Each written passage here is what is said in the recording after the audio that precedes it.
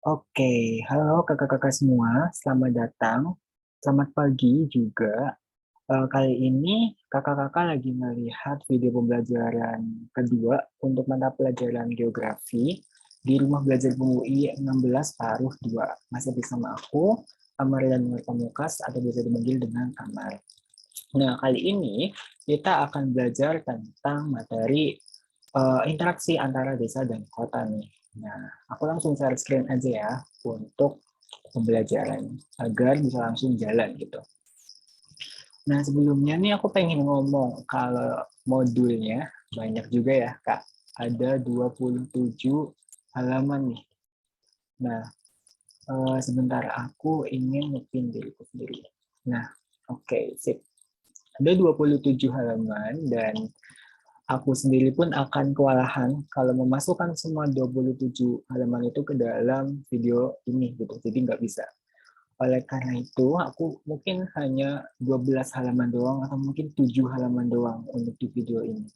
Karena keterbatasan waktu dan aku sendiri nggak bisa untuk nyampein secara cepat karena takut konsep-konsep pentingnya terlewat gitu. Jadi aku lebih milih untuk intens dan agak lambat gitu ya. Nah, di modulnya juga aku nggak akan menyampaikan semuanya.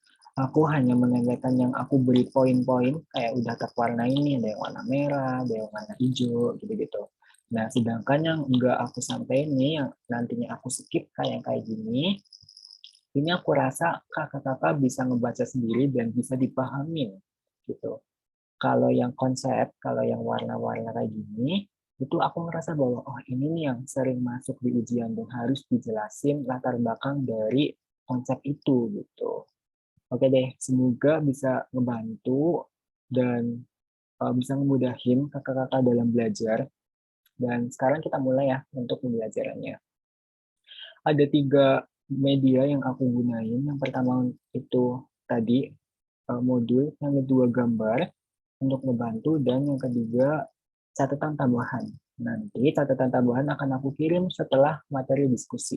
Jadi setelah kita diskusi, nanti aku akan kirim catatan tambahanku yang aku buat. Nanti aku tambahin bukan semua satu lembar doang, tapi nanti aku tambahin yang biasanya uh, aku bikin catatan tambahan ini tuh agak nyerempet-nyerempet dengan yang masuk di post test. Jadi kakak-kakak boleh banget buat belajar catatan tambahan sebelum post test gitu. Oke deh, sekarang kita mulai. Aku ingin nge-zoom dulu. Nah, aku juga ingin aku zoom. Oke, sekarang ini juga aku zoom. Dari yang catatan tambahan, aku tuh memberikan penjelasan ada 10 materi yang akan aku sampaikan rencananya. Kalau bisa ya.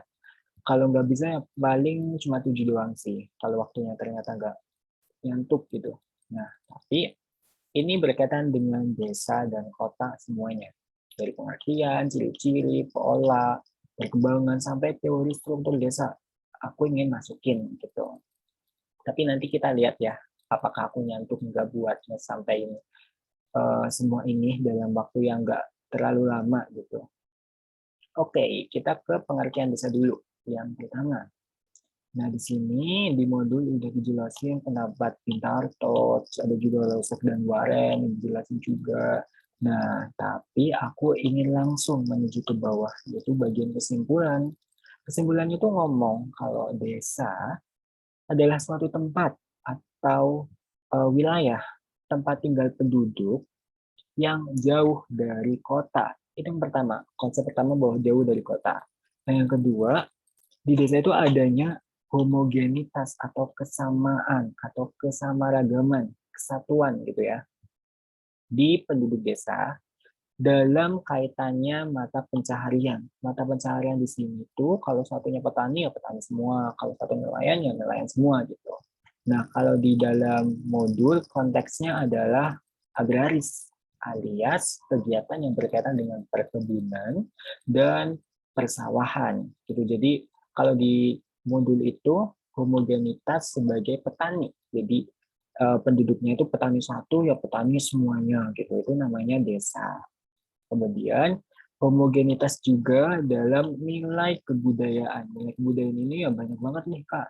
Kayak tata krama, bahasa, kesopanan, terus tata tertib, ritual, adat istiadat, segala macam, itu ternyata sama di desa itu. Jadi nggak beda-beda. Kalaupun agamanya satu di desa itu yang banyak gitu. Kalau yang di desa itu percaya bahwa itu pohon punya kekuatan tuh. Nah, satu desa ya percaya semua. Nah, itu adalah homogenitas dalam nilai kebudayaan.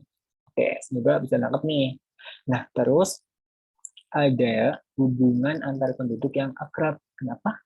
Karena orang-orang desa itu menganggap bahwa tetangganya atau orang yang satu desa itu adalah saudaranya sendiri. Jadi dianggapnya itu ya kayak kerabat deket gitu ya. Jadi ya saling tolong menolong, mereka akrab banget gitu. Nah, ini aku tangkap konsepnya bahwa desa aku simpulin adalah satu, itu masyarakatnya agraris atau berkaitan dengan pertanian atau perkebunan, atau yang kedua adalah ada kecenderungan untuk memanfaatkan sumber daya alam secara penuh gitu. Nah, ini aku jelasin. Konsep yang pertama yang mengatakan bahwa wilayah agraris ini, masyarakat agraris itu apa? Ya, berarti desa adalah tempat di mana orang-orang itu mata pencahariannya di bidang pertanian atau perkebunan, titik. Nah, itu yang pertama. Yang kedua, kalau nggak agraris gimana? Oh, mereka ternyata di desa itu kecenderungan untuk memanfaatkan alamnya itu tinggi. Apa dalam bentuk apa? Nah, dalam bentuk dengan laut, hutan. Kalau laut itu ya berarti nelayan ya. Mereka berkehidupannya itu didasari dengan laut. Mereka menjadi nelayan, menangkap ikan gitu. Hutan. Kalau hutan ini kita bisa lihat di desa-desa adat, desa-desa yang ada di pedalaman gitu. Mereka itu dihidupi oleh suku-suku. Mereka kan mendapati kehidupan dari hutan dengan cara berburu. Nah, terus ada juga tambang. Tambang di sini itu kalau di suatu tempat ya, di satu desa itu ada sumber daya alam tambang yang bagus, maka orang-orang di situ ya pasti memanfaatkannya di bidang tambang itu doang gitu.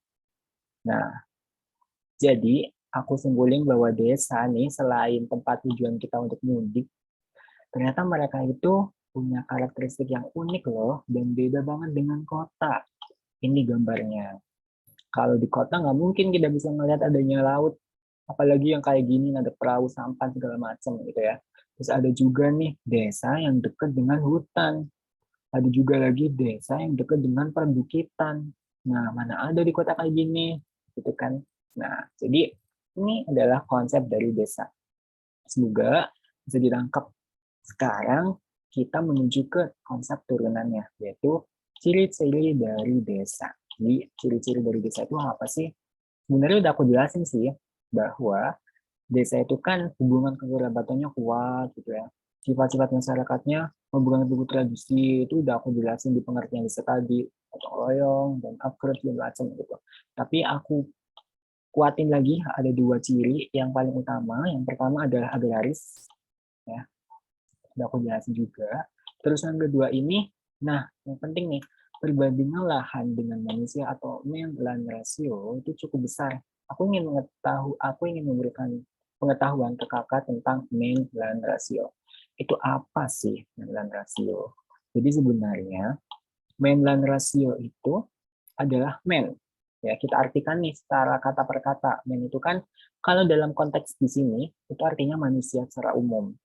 Nah, kalau land itu artinya lahan atau wilayah. Nah, terus ada rasio. Rasio itu perbandingan. Jadi perbandingan antara manusia dengan wilayahnya. Bagaimana? Gitu. Nah, ternyata kalau di desa itu mengatakan bahwa mainland rasionya itu cukup besar. Berarti ada jarak antara jumlah manusia dan ada jarak di antara jumlah di wilayahnya. Mereka berjarak nih. Nah, gimana? Ternyata posisinya gimana? Posisinya itu luas wilayahnya lebih besar daripada jumlah penduduknya. Ini aku ada gambarnya untuk lebih jelas. Nah, ini yang gambar sebelah kiri nih, dia itu desa ya. Desa dengan lahan yang masih luas, banyak ladang-ladang yang tidak terurus, gitu-gitu, itu adalah desa yang wilayahnya luas. Sedangkan kita mendapati mainland rasionya itu cukup besar. Kita balik lagi di sini bahwa mainland rasionya itu cukup besar. Luas wilayahnya itu berbeda cukup besar dengan jumlah penduduknya, gitu bacanya. Jadi ini bisa dibaca dengan ini nih, si wilayahnya itu berbeda jauh, cukup besar, lebih besar wilayahnya daripada jumlah manusianya. Jadi apa akibatnya? Akibatnya adalah desa itu kepadatannya itu dikit, nggak kayak di kota, gitu ya. Ini dari ciri-ciri desa. Sekarang kita menuju ke selanjutnya nih. Oh iya, ini ada unsur-unsur desa. Ini aku skip karena aku rasa bisa dipahami kalau cukup kita ngebaca aja gitu. Oke, sekarang kita ke pola permukiman perdesaan. Jadi yang namanya desa nih, susunan rumah-rumahnya ternyata punya karakteristik, punya polanya sendiri. Nah, di modul ini menyebut ada 4 pola. Ini juga aku udah ngebikin gambar-gambar nih. Nah, udah aku sediain. Yang pertama yuk, langsung aja, yaitu pola terpusat. Apa itu pola terpusat, Kak? Nah, jadi pola terpusat ini ternyata, ini aku ke atas sedikit, mengatakan bahwa pemukiman itu mengelompok atau menggerombol, itu namanya memusat ya, Kak. Jadi mereka tuh aglomerasi, kalau bahasa prinsip geografinya itu aglomerasi atau mengelompok gitu. Kenapa mereka bisa mengelompok? Karena ini aku gambarnya kayak ini nih. Ini ada ini ada rumah adat yang mungkin aku tahunya itu rumah adat Papua ya. Papua. Kalau salah boleh banget dikoreksi. Dan juga di sebelah kanan ini ada rumah-rumah yang mengelompok di sepanjang dataran rendah. Ini kenapa? Kenapa bisa kayak gini? Gitu. Sedangkan kita bisa ngeliat di bawah, wah ini nggak mengelompok nih, ini kenapa? Gitu ya. Oke, kita yang di atas dulu. Kenapa bisa mengelompok atau berpusat? Karena yang pertama, wilayahnya subur. Jadi, kalau kita mendapati ada wilayah yang subur, orang-orang itu akan menetap dan tinggal di situ. Ya ngapain ya kita malah pergi dari wilayah yang subur? Mungkin kita menetap di situ aja, kan wilayahnya subur, gitu analoginya, cara berpikir mereka. Terus, yang kedua nih, daerah dengan relief sama. Relief sama di sini artinya nggak atas bawah gitu lah permukaan buminya. Kita bisa melihat di sini. Di sini, ini yang kedua nih pola tersebar itu reliefnya tidak rata. Ada yang miring, ada yang datar, ada yang mencuat ke atas, ada yang masuk ke bawah. Nah, itu namanya relief tidak rata. Sedangkan kalau yang di atas, di modul pun mengatakan bahwa reliefnya sama. Berarti ya kalau landai-landai semua itu. Nah, dengan demikian orang-orang akan lebih mudah untuk menggerombol di situ. Oke, terus yang ketiga, daerah permukaan air tanah yang dalam. Ini maksudnya gimana gitu. Nah, aku udah bisa ngegambarin di sini. Apa sih yang dinamain daerah tanah? Di sini tuh disebutin permukaan air tanah. Permukaan air tanahnya itu dalam. Jadi gini gambarnya. Jadi yang namanya, kakak penasaran nggak sih kalau sumur tuh kenapa bisa ngeluarin air? Nah, karena di bawah tanah itu sebenarnya ada aquifer atau aliran tanah yang menghantarkan air. Itu namanya aquifer. Nah, coba kita gambarkan di sini permukaan tanah ya.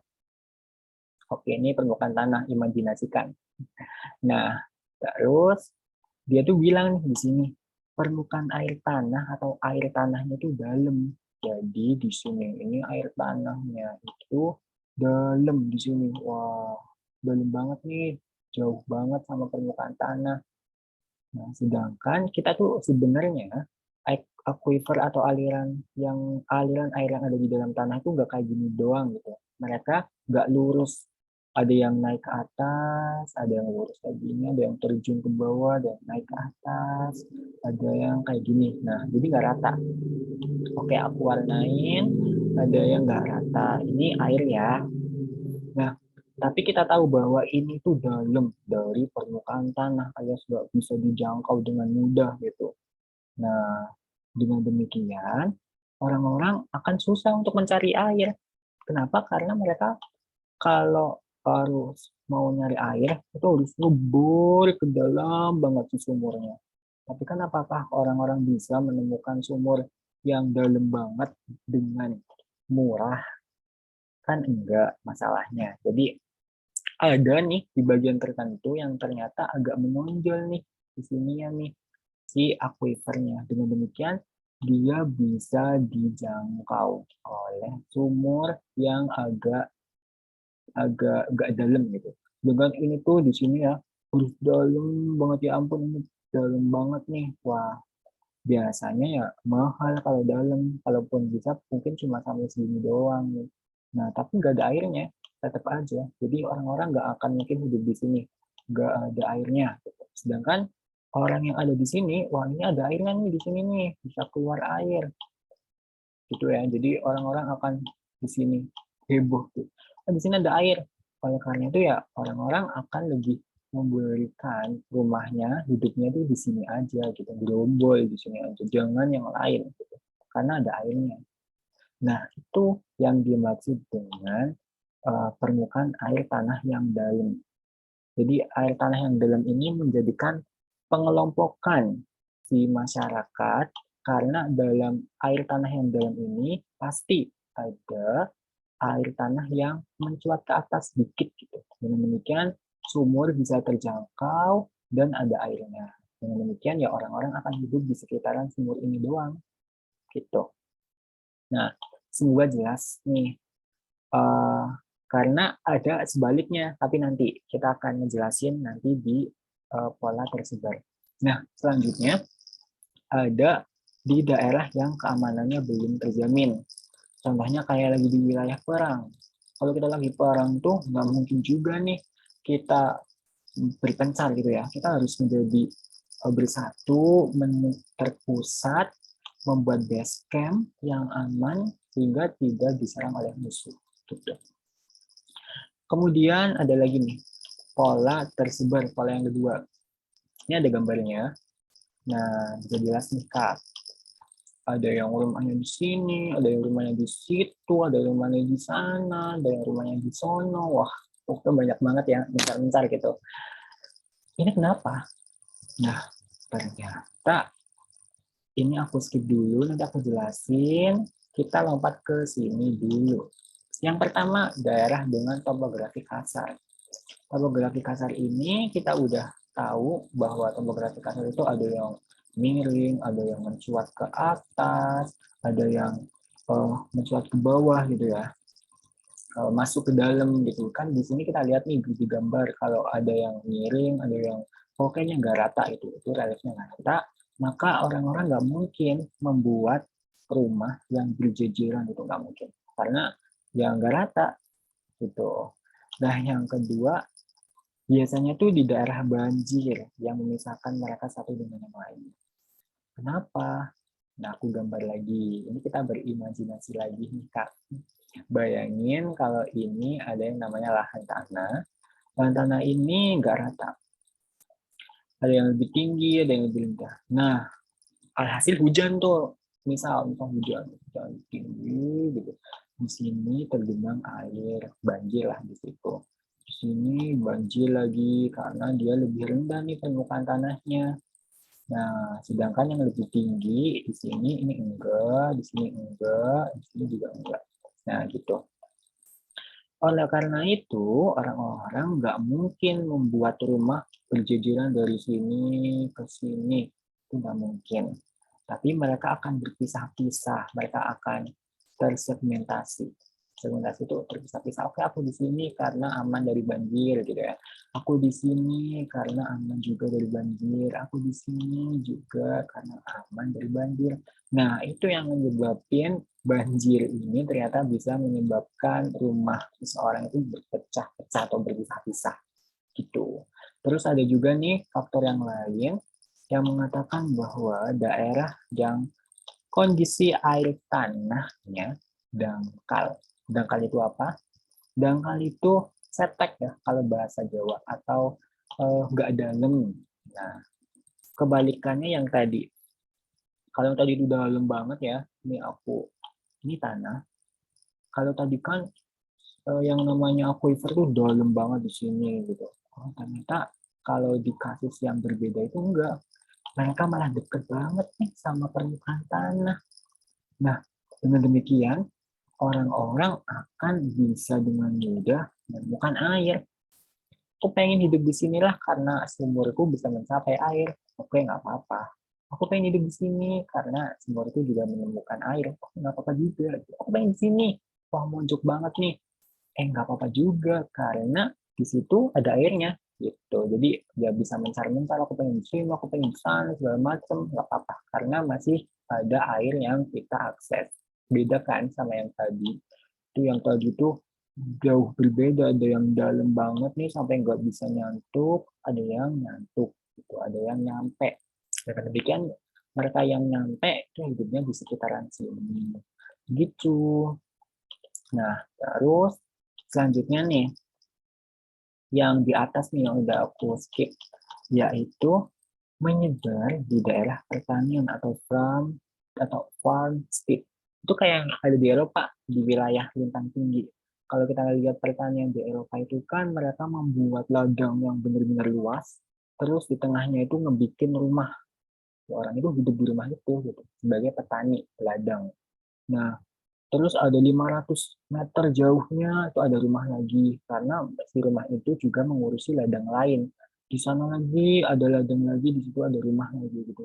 Oleh karena itu berpencar-pencar. Itu kalau kita ngambil kasusnya dari luar negeri. Itu karena ladang atau pertaniannya itu luas dan setiap ladang itu ditanami rumah dari orang yang ngurus si ladang itu gitu. Nah, terus ada nih pola memanjang atau linear. Kita bisa melihat di sini juga bahwa yang namanya pemukiman pun bisa memanjang nih, unik banget nih. Kita bisa melihat dari sini, sisi sini ke sisi sana gitu, ada yang memanjang gitu. Ini kenapa? Kenapa demikian? Karena ternyata memanjang atau line village community type ini dikarenakan jalan atau sungai. Udah, titik, itu doang. Kenapa? Kenapa jalan bisa menyebabkan pemukiman bisa memanjang? Kenapa? Karena dengan adanya jalan, coba kalau kita membuat rumah di dekat jalan gitu, alhasil akses kita untuk bermobilisasi ke sana kemari itu mudah, yang pertama. Dan yang kedua, apapun yang dekat jalan, itu biasanya strategis, wilayah yang strategis. Karena jalan itu kan ya orang-orang akan lewat dan berlalu lalang di situ kan, Kak. Jadi orang-orang akan bisa mengakses diri kita lebih mudah gitu. Itu yang menyebabkan orang-orang lebih enak hidup di pinggiran jalan. Bukan pinggiran sih, tapi lebih memanjang di sepanjang jalan karena aksesnya mudah dan strategis. Nah, yang selain itu dikarenakan sungai. Oke, kalau di zaman sekarang mah agak nggak relate ya, agak berhubungan. Kenapa sungai itu malah menyebabkan orang-orang pengen ada di rumah yang dekat sungai? Kenapa? Kalau sekarang ini agak aneh. Cuman ini malah berhubungan di masa lampau.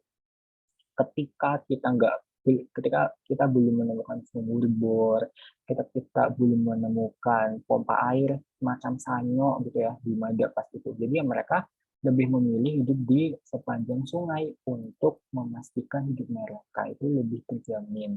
Di wilayah sungai itu yang pertama banyak banget keuntungannya, karena di wilayah itu ada daerah aluvial yang tanahnya itu subur, terus juga ada ikan yang bisa kita makan yang di sungai, terus juga air yang bisa kita akses dengan puas. Jadi kenapa kita nggak di sungai aja gitu, kata orang-orang zaman dulu. Nah, oke, sekarang yang terakhir, pola mengelilingi pusat fasilitas tertentu. Nah, ini tuh biasanya ada pemukiman yang mengelilingi fasilitas-fasilitas umum yang dimanfaatkan penduduk setempat. Kita bisa melihat gambarnya nih, ada fasilitas umum yang di tengah kan, center banget tuh. Terus dikelilingi oleh wilayah penduduknya gitu. Atau ini apa nih yang segitiga? Yang aku ingin jelasin si segitiga ini lewat gambar. Nah, jadi segitiga itu gunung, nggak, bukan yang lain. Ada gunung, gunung itu mencuat dari bawah ke atas. Nah, orang-orang yang bekerja dan menempatkan diri di perbukitan alias mereka itu ingin berkebun gitu ya. Ya karena daerah pegunungan itu tanahnya subur. Alhasil mereka ingin berkebun di situ. Ya mereka tidak ada kemungkinan dan pilihan lain selain memutari gunung itu. Jadi ini rumah, ini rumah, ini rumah. Kalau kita foto dari atas ini, foto di lensa cekrek gitu, alhasil yang jadi adalah kayak gini. Segitiga gunung dikelilingi oleh rumah-rumah gitu ya. Nah, kita udah selesai di pola permukiman dari desa. Sekarang kita menuju ke bagian selanjutnya nih, yaitu tentang perkembangan desa. Perkembangan desa ini aku skip juga. Kakak-kakak boleh banget buat membaca sendiri karena cukup umum ya bahasannya. Kemudian kita langsung di perkembangan desa yang bawah nih, yang menurutku penting dan aku pun pernah mendapati soal demikian tentang perkembangan desa. Desa itu ada perkembangannya, ada fase-fasenya. Jadi ada 4 ya kalau di modul. Yang pertama desa tradisional. Desa tradisional ini atau pradesa bahasa lainnya adalah tipe desa di mana masyarakat itu terasing. Seluruh kehidupannya bergantung dengan alam. Kayak yang ada di gambar ini nih, di gambar itu di sebelah kanan ini mereka benar-benar terpisah ya dari di sini, terpisah banget dari pemukiman kota. Wah mantep banget tuh dia. Kenapa bisa terpisah? Karena ada adat istiadat yang kuat di situ. Jadi masyarakat yang memisah atau terpencil di sini biasanya punya adat istiadat yang kuat, bersifat tertutup, nggak mau diganggu oleh orang lain karena takut mengganggu adat istiadat mereka dengan kedatangan orang lain gitu ya. Terus biasanya terpencil yang mungkin ya, dihadiri atau dihidupi oleh suku-suku yang emang mengasingkan diri gitu. Ya oleh karena itu mereka tinggal di alam, ya mereka sangat bergantung dengan alam gitu ya. Jadi ini salah satu foto yang aku ambil dari desa di Bosnia. Mereka itu ekstrem banget nih hidupnya di benar-benar jauh dari kota dan ingin menyepi gitu ya kayak bahasa simpelnya gitu. Nah itu yang namanya pra desa atau desa yang benar-benar tradisional. Nah terus ada perkembangan selanjutnya namanya itu desa swadaya. Jadi dari desa yang atas tadi, yang desa tradisional atau pradesa, itu berkembang maju menuju desa swadaya. Kalau di modul, kabar baiknya dijelasin dengan sangat rinci nih ciri-cirinya. Kakak boleh banget untuk membaca, tapi aku ingin menjadiin perbedaan yang paling spesifik di antara desa-desa yang lainnya dengan mengambil satu aja ciri khususnya. Yaitu yang pertama, kalau desa swadaya, itu desa yang kegiatan ekonomi masyarakatnya itu bersifat subsisten. Apa itu subsisten? Kita masuk ke gambar ya. Jadi yang namanya subsisten ini, dari kata pengertian subsisten dulu nih. Subsisten adalah suatu kondisi di mana masyarakat itu memenuhi kebutuhannya sendiri dan tidak berusaha untuk menukar atau menjual apapun ke daerah luar. Atau contohnya gini, ini kita ngelihat sawah kan Kak. Jadi ada sawah di sebuah desa yang namanya desa swadaya. Di sawah ini mereka menanam padi, kemudian mereka juga manen padi itu sendiri gitu ya. Jadilah gabah, jadilah nasi. Ya padi tadi nggak mau dijual, nggak mau dijual dengan uang gitu lah ya. Tapi mereka menggunakan padi hanya untuk mereka sendiri. Titik. Gitu. Nggak ada interaksi dengan daerah luar. Karena apa? kita bisa ngelihat nih bahwa adat istiadat di situ tuh masih kuat. Ini rumahnya itu sama semua ya. Kenapa rumahnya sama? Berarti kan di situ ada aturan bahwa rumah kayak gini, rumah kayak gitu. Berarti ada adat istiadat yang kuat karena masih bersifat tradisional. Orang-orangnya biasanya dikit dan nggak banyak. Terus mereka masih terisolasi, mereka masih nggak mau berinteraksi dengan wilayah lain, gitu ya. Oke, itu namanya desa swadaya yang bersifat subsisten, nggak mau untuk menjual di orang lain. Pokoknya mereka menghasilkan sesuatu untuk diri mereka sendiri, gitu. Oke, nah beda sama yang desa selanjutnya karena kalau desa swakarya ini nih aku mengambilnya bahwa desa yang udah mampu meningkatkan kehidupannya dengan kerjanya sendiri. Jadi mereka udah ngebuka tuh yang namanya perdagangan, aktivitas ekonomi. Ada juga karena aktivitas ekonomi akan mengundang wilayah-wilayah lain untuk datang ke situ, kan ada pasar tuh ya. Dan maka mereka udah mulai terpengaruhi dengan wilayah-wilayah luar. Adat istiadat mulai merendah, dan di situ udah terbentuk yang namanya RT, RW, terus ada juga musyawarah desa, kepala desa, tenaga kesehatan juga udah mulai datang. Nah, itu yang namanya swakarya. Tapi belum wow, masih kayak desa biasa gitu lah. Desa yang kita temuin itu swakarya yang biasa-biasa aja gitu. Tapi udah lebih baik sih daripada desa sebelumnya, karena mereka desa sebelumnya itu terisolasi banget. Kalau ini udah mulai dibuka gitu. Nah, kita juga bisa melihat di sini nih, mata pencarian mengalami diversifikasi, udah mulai ada perbedaan, nggak jadi petani semua, ada yang dagang gitu intinya. Terus lapangan kerja bertambah, gotong royong, efektif, dan mereka pada membangun RT segala macam. Gitu. Nah, selanjutnya ada yang namanya desa swasembada tuh. Desa swasembada ini adalah puncak dari desa. Nah, aku lihatkan yang gambarnya, yang aku contohkan dari internet juga. Ini ada desa yang unik banget. Desa ini tuh ngebuat lapangan, ngebuat potensi sektor pariwisata di situ itu naik gitu ya. Jadi mereka bisa mendapatkan pendapatan selain dari alam. Jadi dengan pariwisata, mereka ngebikin desa pelangi, keren banget tuh. Nah selain itu, ini aku bacain dulu deh di sini. Alat teknis yang paling utama ya, alat teknis yang ada di desa Swasembada itu udah modern. Alhasil mereka udah tercampur baur dengan wilayah-wilayah perkotaan. Ini kayak di sini nih, ikatan adat istiadat udah lemah, tidak berpengaruh. Kasih desa Swasembada biasanya dekat dengan kota. Jadi ini tuh kayak desa yang udah kayak kota gitu. Kita bisa ngeliat di gambarnya nih, ini ada yang nama pasar desa, bukan pasar desa lagi, mungkin udah pasar kayak pasar kecamatan gitu kali ya, udah besar. Ini tapi masih di desa ya, masih ada corak-corak sumber daya alam yang mereka manfaatkan. Mereka masih menjadi petani, mereka masih berpengaruh, dipengaruhi oleh alam, mereka masih ada adat tapi sedikit, tapi perilaku mereka udah kayak orang kota gitu ya.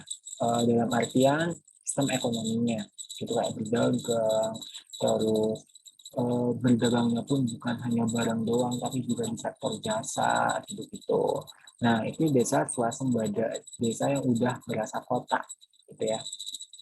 Nah terus itulah yang bisa kita lihat dari perkembangan desa. Yang terakhir, aku ingin menyebutkan fungsi dari desa itu sendiri. Jadi jangan lupa dari fungsinya itu apa. Karena di modul itu nggak dijelaskan tuh Kak. Fungsi dari desa itu ada dua. Yang pertama hinterland. Hinterland ini kakak jangan lupa ya, karena istilah ini tuh sering banget masuk di ujian. Hinterland itu desa sebagai pendukung daerah kota. Kenapa? Ini istilahnya gitu ya. Jadi siapa yang mendukung kota?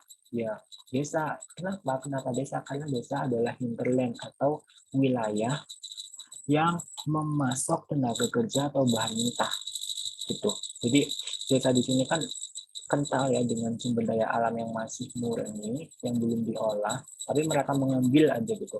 Kayak kayu, atau mungkin kayak kapur, bahan tambang, segala macam itu dari desa, akan ditransfer menuju ke kota. Kota di sana yang akan mengolahnya dalam industri gitu ya. Jadi di sini tuh si desa menjadi penyokong atau hinterland dari kota. Itu fungsi dari desa. Nah, oke. Aku ingin menjelaskan lebih lanjut tentang kota, tapi aku takut videonya kepotong karena aku nggak bisa lebih panjang lagi nih.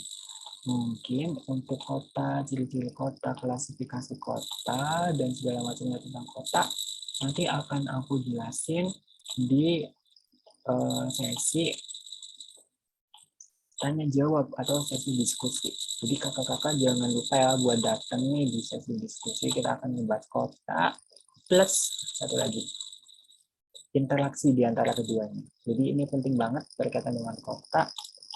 Nah ini juga belum nih, yaitu tentang interaksi desa dan kota. Nah aku cukupin dulu untuk video pembelajaran kali ini. Jangan lupa untuk terus belajar Kak, karena video pembelajaranku juga terbatas ya, cuma beberapa menit doang nih. Padahal masih banyak banget yang ingin aku sampaikan terkait kota dan interaksi di antara desa dan kota. Ini unik banget. Oke, nanti kita jelasin di sesi tanya jawab atau sesi diskusi. Aku pengen menutup video ini. Terima kasih banget buat kakak-kakak yang udah sampai di akhir dari video tentang pembelajaran desa ya, cuma desa doang. Kalau apa deh, karena memang terbatas. Aku berterima kasih banyak dan semoga usaha kakak bisa maksimal ya dan bisa berhasil nantinya. Kita baru sampai nomor 4. Kita nanti akan belajar lagi tentang kota di sesi diskusi setelah ini. Jangan pernah sungkan untuk bertanya denganku lewat WhatsApp atau apapun itu. Insya Allah nanti aku akan jawab. Oke, aku akhiri dulu untuk video pembelajaran kali ini. Terima kasih banyak. Wassalamualaikum warahmatullahi wabarakatuh. Udah, aku akan ending.